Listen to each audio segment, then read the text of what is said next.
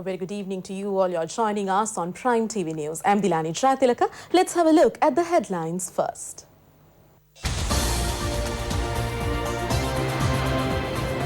A special meeting of the SLFP Central Committee will be held tonight. Med Department issues a special announcement. Speaker refutes allegations on his resignation. G7 leaders are close to agreeing on a plan to help fight the Amazon fire.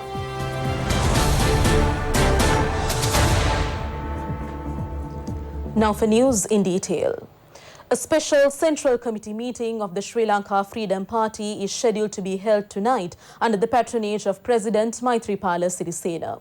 It will be held at the President's official residence.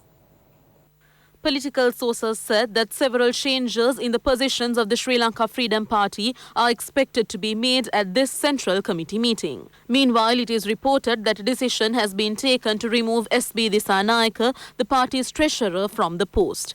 He participated in the Sri Lanka Podujana Peramuna convention. In addition, a political decision is expected to be taken with respect to Central Committee members Dilan Pereira, Dr. Sarath Amunugama and Reginald Kure. A final decision of the Sri Lanka Freedom Party is expected to be taken at the meeting on its stand as a party at the forthcoming presidential election. Some have been prohibited from attending today's Central Committee meeting to prevent information on the meeting being provided to others. In the meantime, there are reports that a group of Sri Lanka Freedom Party parliamentarians is planning to boycott the Central Committee meeting and that parliamentarian S.B. Dissanayake will also follow suit. The Speaker's office has said that there is no truth that the Speaker was to resign from the post. The report was published in the print and the social media.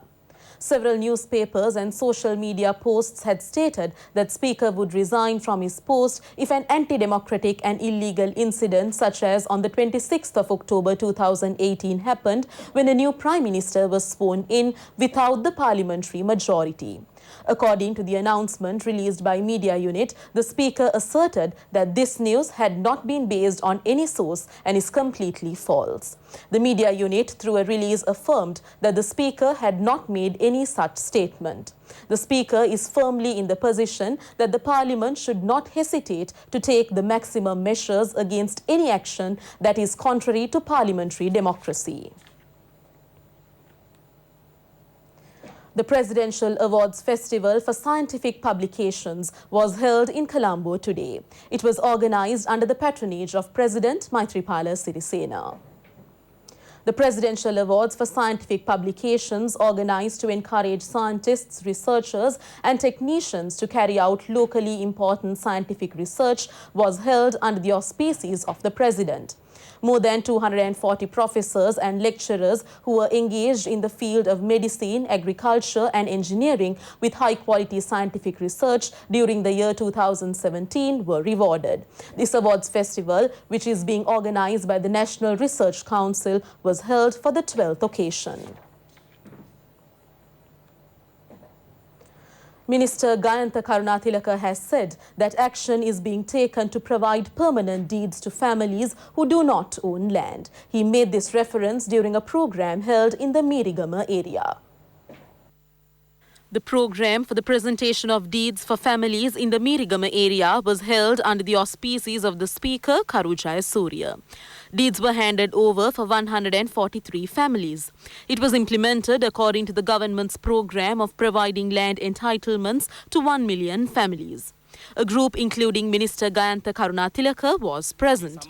Minister Gayantha Karunatilaka said that they had already embarked on the national program of providing 1 million land deeds throughout the country and was speedily reaching that target. After the approval in Parliament, they expected to grant permanent ownership. The priority of the government is to enable the people to use their lands freely, sans any conditions. The Speaker, as a third citizen of this country, goes down in history. The The manner in which he handles the proceedings of the parliament, his special abilities, and the way he acted particularly in a democratic manner when there was a recent political coup. No one will forget how he confronted the issue as the speaker. The minister said that he had the strength to face any challenge. He has a pure character in the political sphere. He has a very clean history so that no one can point a finger at him. The minister added that everyone can be proud of him.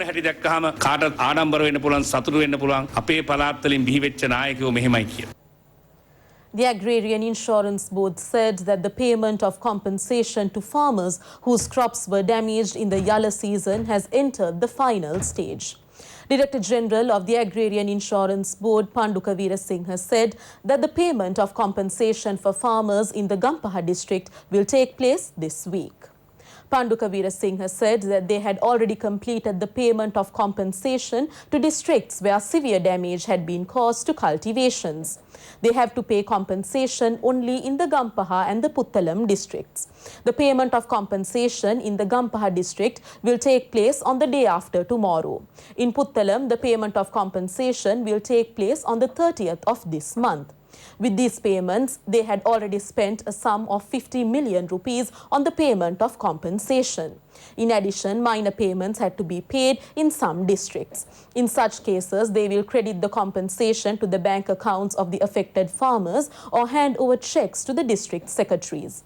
In addition, rumours had spread in the past claiming that compensation will not be paid for farmers whose cultivations had been impacted by the Sena caterpillar. He added that they had completed the handing over of full compensation to such farmers in the past. The Department of Meteorology has forecast the possibility of showers or thunder showers in several provinces this evening. The Department of Meteorology forecasts that showers or thunder showers will occur in western, central, Sabaragamua, southern and northwestern provinces. Light showers are expected in the Anuradhapura district. Showers or thunder showers may occur at a few places in the Uva province and in the Ampara and Batiklo districts this evening. Fairly heavy rainfall of about 50 to 75 millimeters are likely to be experienced at some places in western, Sabaragamua, southern and central provinces. Wind speed may rise up to 50 kilometers per hour at times in northern and north central provinces and in the Puttalam, Trincomalee and Hambantota districts. The Met Department said that showers or thunder showers may occur at times in the sea area extending from Puttalam to Hambantota via Colombo and Galle, while showers or thunder showers may be experienced at a few places in the other sea areas around the island, particularly in the evening or night. Winds will be southwesterly and the speed will be between 30 and 40 kilometers per hour in the sea areas around the island. Today is the fourth day of the Ekata Sitimu National Development Programme now being held centering the Jaffna district. Several public welfare programs were also organized today. The Ratavenuin Ekata Sitimu National Development Programme is jointly operated by the Presidential Secretariat and the Jaffna District Secretariat. The programme is being carried out in the 15 Divisional Secretariat divisions in the Jaffna district. The objective of the programme is to sort out issues of the people that had so far not been resolved and expediting development. Action was initiated today to provide fishing gear to 10 fisher families in the Kaithadi area in Jaffna, symbolizing the handing over of fishing gear to 100 fisher families. Also, another event was held today to raise awareness on the kidney patients. Water filters were handed over to low-income families. Noteworthy was the laying of foundation stones for the construction of water treatment units at a cost of 4 million rupees each. The concluding ceremony and the progress review of the Ratavenuin Ekata Sitimu National Programme, which will be held until the 29th of this month, will take place on the 30th of this month under the patronage of President Maithripala Sirisena. The Sectoral Oversight Committee report handed over to the Attorney General to revoke the parliamentary seat held by former Governor MLAM Hizbullah during the period 2010 to 2015 has been directed to the Speaker. The Attorney General's Department has intimated to the Education and Human Resource Development Sectoral Oversight Committee that Hezbollah has committed a flaw by inking a transaction linked to the government holding a parliamentary seat. The Attorney General's Department has informed that Hezbollah has signed the agreement reached with a private establishment for the launch of the Batiklo campus with the Board of Investment of Sri Lanka on the 17th of June 2015. The parliamentarian has signed the agreement concerned as chairman of the Sri Lanka Hira Foundation. According to parliamentary law, if a certain person signs a transaction or a contract related to the government, he is not eligible to hold a parliamentary seat from then onwards. Accordingly, the Sectoral Oversight Committee has informed the Speaker to take necessary action to revoke the parliamentary seat held by Hezbollah from the year 2010 to 2015 as a member of the parliament in the past. 19 students, including the student union chairman of the Ruhuna University, have been further remanded until September 9th over the ragging of a fresher. The order was issued by the Mathara magistrate. There is more information on court cases taken up today.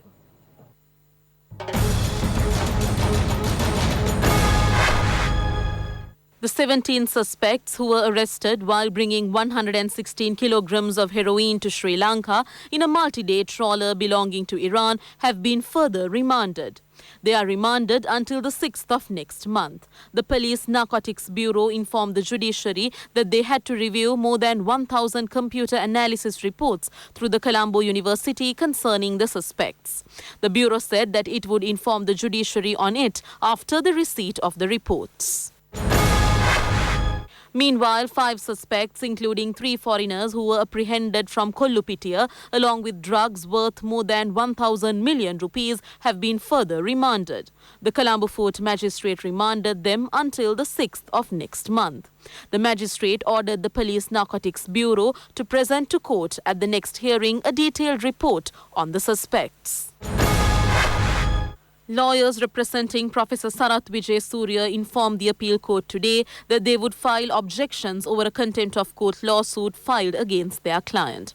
Mr. Vijay Surya is accused of making defamatory cases against the judiciary against a court order issued to halt the screening of the film titled Usaviya Nihandai. During today's hearing, appeal court judge Achala Vengapuli ordered the defendants to file objections before November 21st and announced that the case would be taken up for further hearing on November 25th.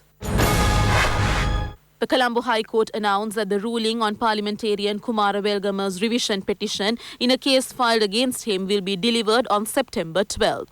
Mr. Velgama has been accused of causing losses to the government by appointing a deputy chairman to the Sri Lanka Transport Board, contrary to the Transport Act as Transport Minister in 2010.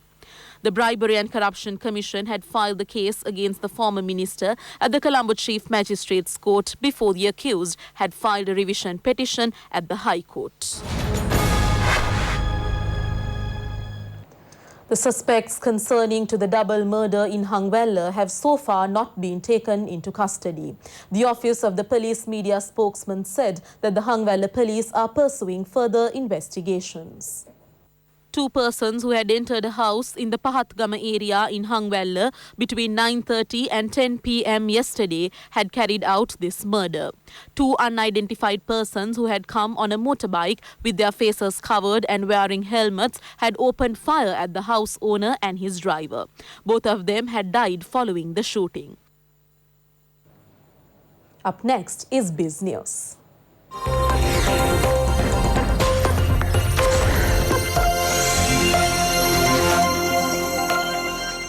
There was a rebound in vehicle registration across the board in July from the lows of June. Total motor cars recorded 2,584 units in July, significantly up from 1,580 units in June, but significantly down from 7,162 units 12 months ago. Brand new motor cars recorded a mere 299 units in July, up from 222 units in June, but down from 904 units 12 months ago. Small cars, that is less than 1,000 cc engines, accounted for 88.6% of volumes. Pre-owned motor cars recorded 2,285 units in July, a significant increase over 1,358 units recorded in June, but significantly down from 6,258 units 12 months ago. Small cars accounted for 75.8% of units, followed by medium cars with 23.7% of units.